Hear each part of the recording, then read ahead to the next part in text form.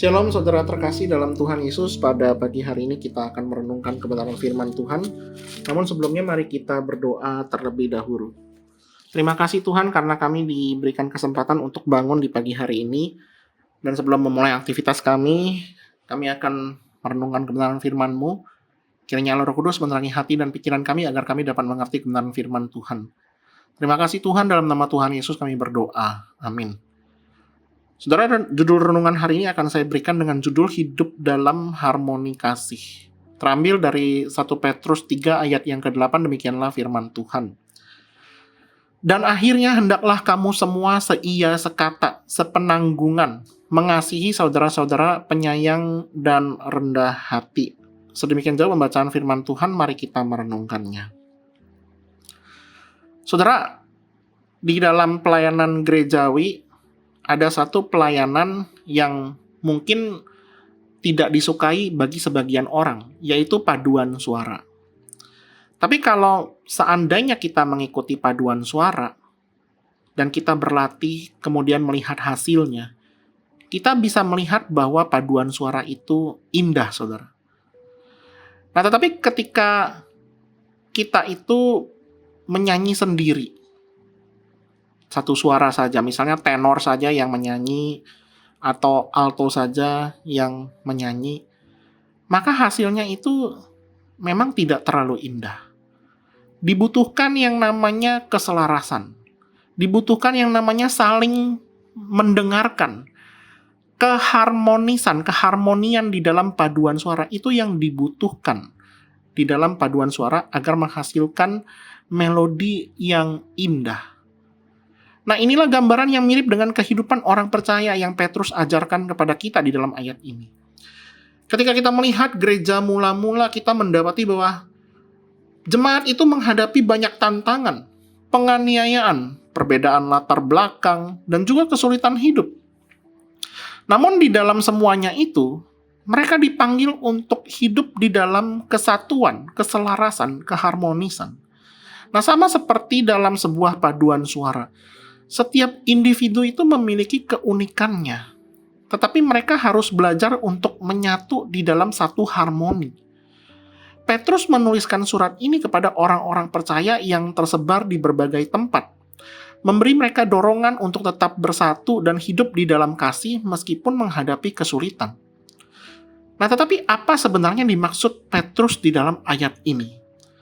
Ketika Petrus berkata, hendaklah kamu seia, sekata, di dalam bahasa Yunani yang ia gunakan, yang berarti memiliki pemikiran yang sama, atau selaras satu dengan yang lain. Nah, ini bukan berarti harus berpikir identik, tetapi memiliki sikap yang saling memahami dan mendukung. Kemudian, sepenanggungan, kata sepenanggungan ini dalam bahasa aslinya, yaitu merasakan penderitaan orang lain. Nah, dari sinilah kita mendapatkan kata simpati, karena bahasa aslinya itu simpatis. Lalu mengasihi saudara-saudara itu berasal dari kata Philadelphos yang menggambarkan kasih yang mendalam seperti dalam hubungan keluarga. Nah, kalau misalnya kita melihat ayat-ayat sebelumnya, maka Petrus berbicara tentang bagaimana istri dan suami harus hidup dalam kasih dan penghormatan.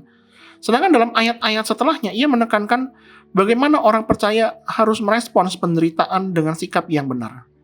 Maka dalam seluruh suratnya, Petrus berulang kali mengajak orang percaya untuk hidup berbeda dari dunia. Bukan dengan kekerasan atau penuh dengan ambisi pribadi, tetapi dengan kasih dan kerendahan hati. Ayat ini menjadi pusat dari bagaimana kita dipanggil untuk berelasi dengan sesama, bukan sekedar sebagai individu, tetapi sebagai satu tubuh di dalam Kristus. Saudara, ketika kita melihat hidup Yesus, kita menemukan bahwa Yesus adalah teladan sempurna dari semua karakter yang disebutkan Petrus. Yesus memiliki keselarasan dengan kehendak Bapa. Yesus turut merasakan penderitaan manusia, mengasihi mereka tanpa syarat, penuh belas kasihan dan dengan rendah hati mengorbankan dirinya di atas kayu salib. Melalui kematian dan kebangkitannya, Yesus bukan hanya memberikan contoh, tetapi juga memberi kita kuasa untuk hidup seperti dirinya. Maka dalam kehidupan sehari-hari, tantangan untuk hidup dalam harmoni itu terasa sangat nyata, saudara. Di keluarga, kita bisa menghadapi perbedaan pendapat. Mungkin suami istri bertengkar, mungkin juga saudara di antara sesama saudara juga mengalami konflik. Di gereja apalagi, kita bisa mengalami konflik yang lebih tajam juga mungkin dengan saudara seiman, di tempat kerja, di sekolah. Kita lebih tergoda untuk lebih mementingkan diri sendiri daripada berempati kepada orang lain. Namun kabar baiknya adalah, kita itu tidak dipanggil untuk melakukannya sendiri. Allah Roh Kudus yang tinggal di dalam hati kita, memberi kita kekuatan untuk mengasihi, untuk bersabar, dan merendahkan hati kita seperti Kristus. Hidup di dalam harmoni bukan berarti tidak ada perbedaan, saudara. Tapi bagaimana kita menangani perbedaan itu dengan kasih dan juga belas kasihan. Hidup dalam harmoni kasih bukanlah sesuatu yang terjadi secara otomatis. Seperti paduan suara tadi, kita butuh latihan. Pengorbanan dan kesadaran bahwa kita adalah bagian dari sesuatu yang lebih besar. Petrus mengingatkan kita bahwa sebagai orang percaya, kita dipanggil untuk hidup seia sekata, penuh simpati, saling mengasihi, penyayang, dan juga rendah hati. Dan kita bisa melakukannya bukan dengan kekuatan kita sendiri, tetapi dengan kasih Kristus yang telah terlebih dahulu mengasihi kita. Kiranya Tuhan Yesus menolong kita senantiasa. Mari kita berdoa. Terima kasih Tuhan Yesus karena Engkau telah menunjukkan kepada kami bagaimana hidup di dalam harmoni melalui Yesus Kristus. Tolong kami Tuhan, manusia-manusia yang lemah dan terbatas ini untuk memiliki hati yang seia sekata, penuh simpati, kasih dan kerendahan hati dalam setiap hubungan kami.